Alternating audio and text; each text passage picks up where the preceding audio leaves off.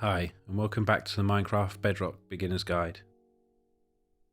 Today we're going to go over the basics of farming a few animals and some more crops. Hopefully by the end of this video you'll have a steady flow of food and crafting items like wool and leather. So I'm just going to extend out the back, following the same wall and fence design of the house and the compound that we've already made. And I'll speed this bit up a little bit.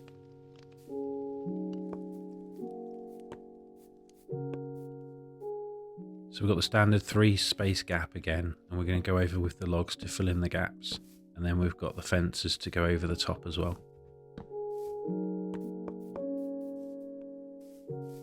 So as you can see, we've got quite a large area here, so we're going to split it up. We're going to have a crop farm on one side with an entrance over here, and we're also going to have the livestock side over this side. So we'll separate it again, exactly the same design down the middle.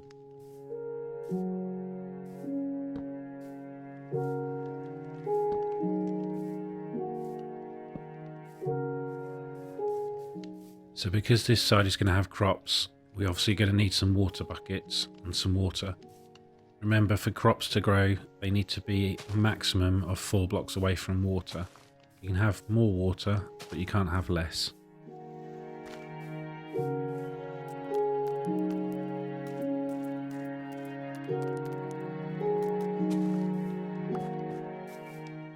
To make this easier, I'm just making an infinite water source again. So if you just put one either side of that 3 block by 1 block and take from the middle, it will always refill.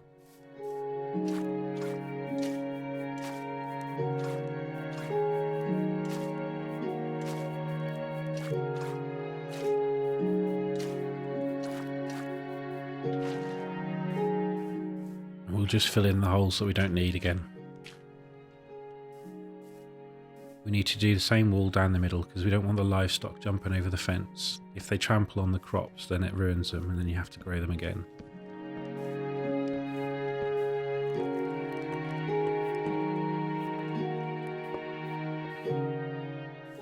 Now to just fill in the fences.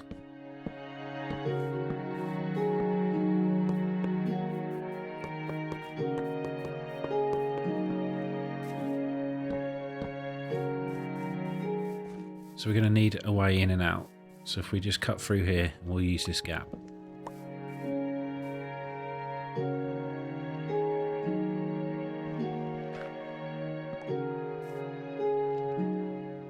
And just to be safe, we'll put a gate across just in case something tries to get through. We'll do the same this side, but because we're going to have livestock in this side, we want to put a double gate. So just in case something doesn't try and slip through when you're not paying attention.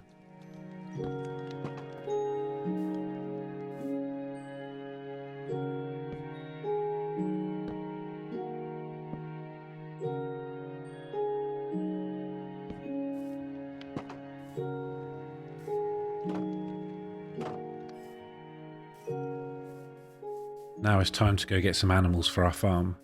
There's 2 ways you can do it. You can either use a lead or you can use food. Leads are normally the easiest way, and luckily there's 2 here in the village because we've got a wandering trader and a couple of llamas. So if we just dispatch the llamas, we can then nick the leads. Now let's go and find a couple of animals. We want to find 2 sheep, 2 pig, 2 chickens and 2 cows.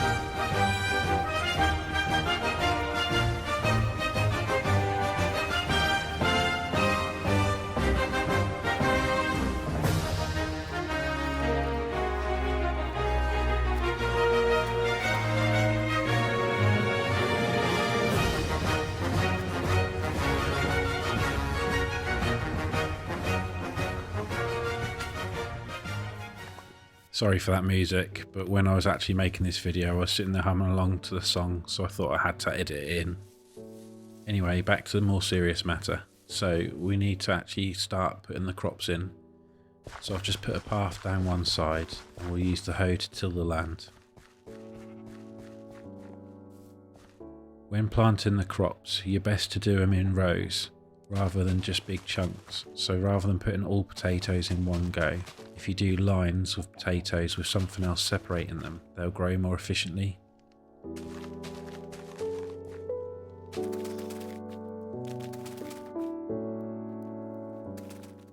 With that now finished, we can go and break up the farm that we've already got outside.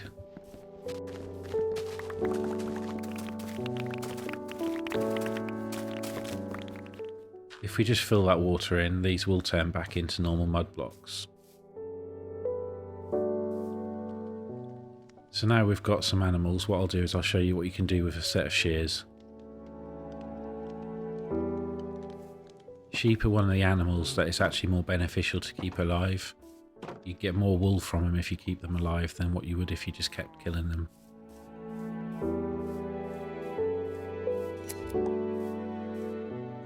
So from shearing that sheep we actually got 2 blocks of wool. Sometimes you get 1, sometimes you get 3. And the wool does grow back obviously on the sheep. This one actually does it really quickly.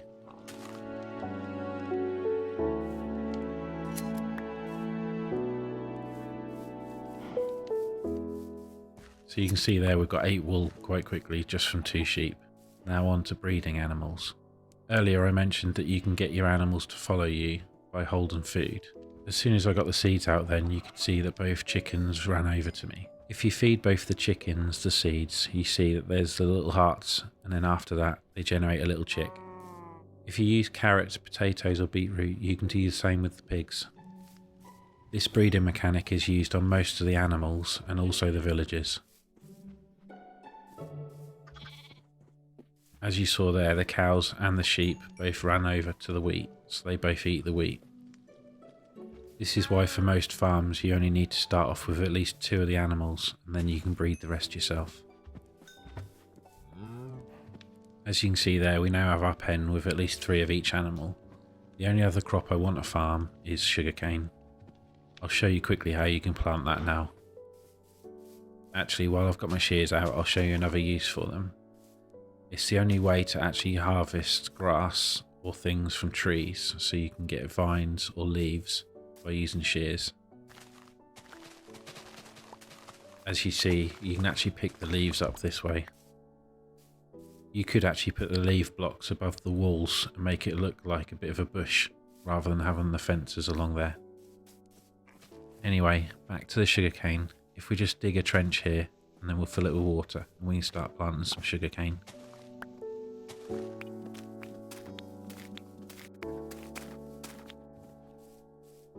So if we tip the water bucket at this end, you'll see that it'll run 8 blocks.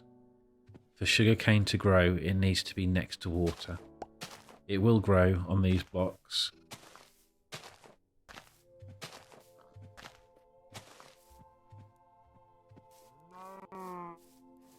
As you can see on the 8th block, there's very little water in there, but it's still going to grow. If we take the water away, this is what happens.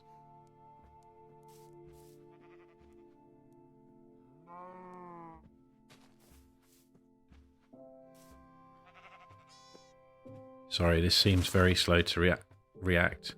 That normally happens a bit quicker.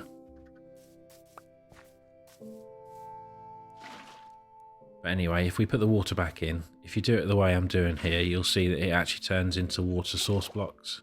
So you can then collect water from here at a later time if you wanted to, but also it eliminates the risk of the sugarcane not growing.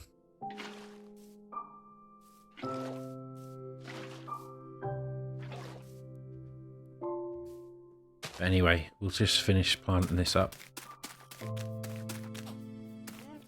Just checking back on the livestock. And you can see we've picked up some eggs. One other thing that chickens do is they drop eggs.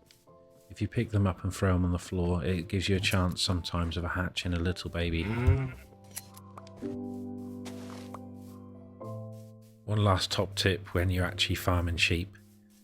What you can actually do is you can dye the wool. So if you go and get a plant of a specific colour, you can convert that into a dye, and if you use that dye you can actually change the colour of the sheep.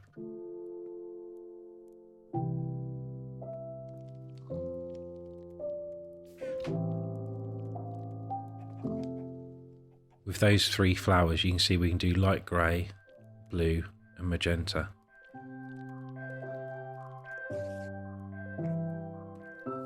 Unfortunately you can't dye a sheep that hasn't got any wool, so we'll have to wait for that one to grow back. So we've dyed this one, and now if we get the shears out, you'll now see that we've got 3 blocks of magenta wool.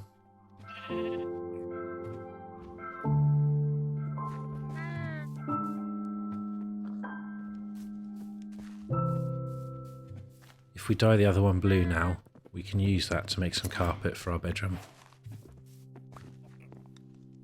It's taken a little while to get enough wool to get to this stage, but you can see it looks a lot better. Just a quick aerial shot. I've actually sped up the plant growth here, so it doesn't normally grow this quickly, but I just wanted to show what it looks like when it's fully grown. So thanks very much for watching the video. That's where I'm going to leave it for today. So hopefully you've learnt some basics on crop farming and some animal farming, and this will help you get through the game. If you have enjoyed this video, please consider leaving a like and a comment below. This is now the 5th episode as part of my Beginner's Guide series. I'll leave a link for you to watch all episodes. But for me, that's goodbye for now, and I'll see you on the next one.